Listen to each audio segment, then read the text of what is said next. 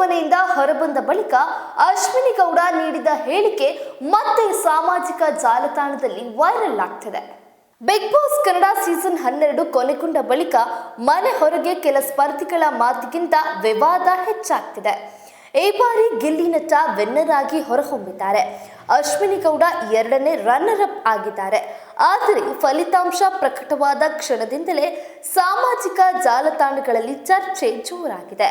ಹಾಗೆಯೇ ಇದೀಗ ಅಶ್ವಿನಿ ಗೌಡ ನೀಡಿದ ಮತ್ತೊಂದು ಹೇಳಿಕೆ ಸಾಮಾಜಿಕ ಜಾಲತಾಣದಲ್ಲಿ ಸಿಕ್ಕಾಪಟ್ಟೆ ವೈರಲ್ ಆಗ್ತಿದೆ. ಗಿಲ್ಲಿ ಆರಂಭದಲ್ಲೇ ಬಿಗ್ ಮನೆಯಲ್ಲಿ ತನ್ನ ನಡವಳಿಕೆ ಕಾಮಿಡಿ ಪಂಚ್ ನೀಡುವ ಮೂಲಕ ಎಲ್ಲರ ಮನೆ ಮಾತಾಗಿದ್ರು.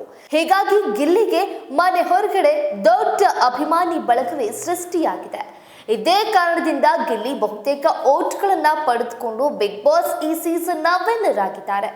ಆದರೆ ಅಶ್ವಿನಿ ಗೌಡ ಇದೀಗ ನೀಡಿದ ಹೊಸ ಹೇಳಿಕೆಯಿಂದ ಗಿಲ್ಲಿ ಗೆಲುವಿನ ಬಗೆಗಿನ ಚರ್ಚೆ ಜೋರಾಗ್ತಿದೆ. ಹಾಗಾದ್ರೆ ಅಶ್ವಿನಿ ಗೌಡ ಹೇಳಿರುವಂತಹ ಹೇಳಿಕೆ ಆದ್ರೂ ಏನು ನೋಡ್ಕೊಂಡು ಬನ್ನಿ. ಇತ್ತೀಚೆಗಷ್ಟೇ ಮಾಧ್ಯಮಗಳೊಂದಿಗೆ ಮಾತನಾಡಿದ ಅಶ್ವಿನಿ ಗೌಡ, ಗಿಲ್ಲಿ ಬಡವನಂತೆ ನಟಿಸಿದ್ದಾರೆ ಮತ್ತು ಅದರಿಂದ ಅವರು ಜನರ ಸಿಂಪತಿ ಪಡೆದು ಗೆದ್ದಿದ್ದಾರೆ ಎಂದು ಅಶ್ವಿನಿ ಗೌಡ ಹೇಳಿದ್ದಾರೆ. ಅದರ ಜೊತೆಗೆ ಓಟ್ ಸಂಖ್ಯೆ ಹೊರಗಿಟ್ರೆ ನಾನೇ ವಿನ್ನರ್ ಆಗುತ್ತಿದ್ದೆ ಎಂದು ಹೇಳಿದ್ದಾರೆ. ಈ ಮಾತುಗಳು ಇದೀಗ ಎಲ್ಲೆಡೆ ವೈರಲ್ ಆಗ್ತಿದೆ.